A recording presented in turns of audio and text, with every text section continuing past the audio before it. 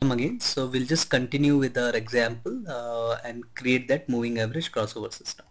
Just click next and see, this is the screen where all the indicators are available for you, right? So we have classified using according to their types.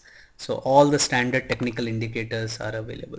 The trading system is actually, you can create a trading system on technical indicators, on candlesticks, on interest rates, all those things, right? So we have classified everything ready-made for you. You can directly add whatever indicators you want to use in your system. You have to go and add into my indicators. I'll show you how. And then most of the things are ready-made, but still if you want a custom need, everything is possible, right? So in our example, what we discussed, we needed 4 indicators, isn't it? One 20-day moving average of today. So let me see, 20-day moving average is readily available indicator here. If you wanted something specific, like say a 14-day moving average or 18-day moving average, you could have selected that, selected this period, and you could have made it, right? Changed it, and that would have become 18-day EMA. But for us, ready 20-day EMA is readily available. I'll just name it 20 EMA today, add to my indicators. So it comes and sits here.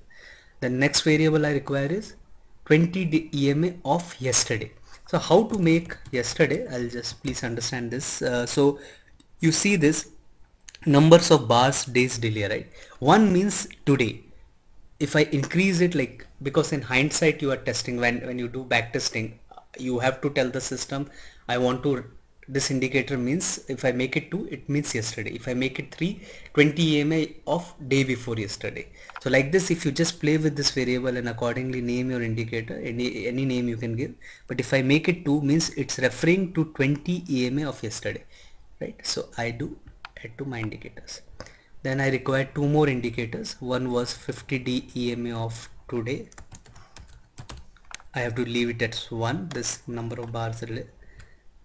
And the next indicator I'll require is 50 EMA of yesterday. So yeah, right, we have to make this as 2, right?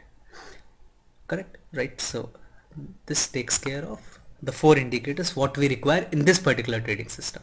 Just I'll just cover, maybe in some other complex trading system you may want to use this operation also. Let me select, say, so I want a close price. This is an indicator of close price, but suppose I wanted to create an indicator like highest of last 5 days, right? This is a custom indicator. So what I could have done, I could have done like 5 as the range, and I could have directly selected a max operation here.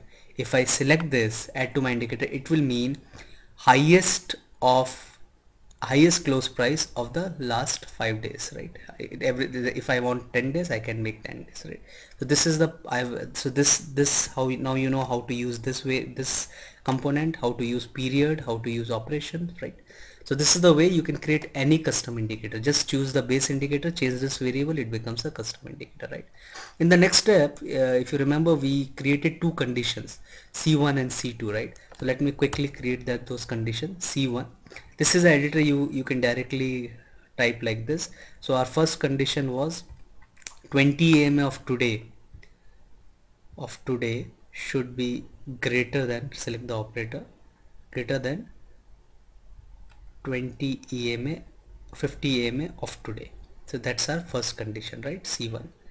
Then this next, when you want to buy, what should be the next condition? C2 means yesterday's 20 EMA. So 20 EMA yesterday should be less than 50 EMA of yesterday. So if yesterday's 20 EMA was less and today's 20 EMA is more, so that means crossover has happened. So we have defined 2 conditions, C1 and C2. Similarly, we will define the other 2 conditions when we have to sell the stocks, C3 and C4, or maybe, right? And then we will, in the last, we are about to complete, but we'll continue this in the next demo. So see you there.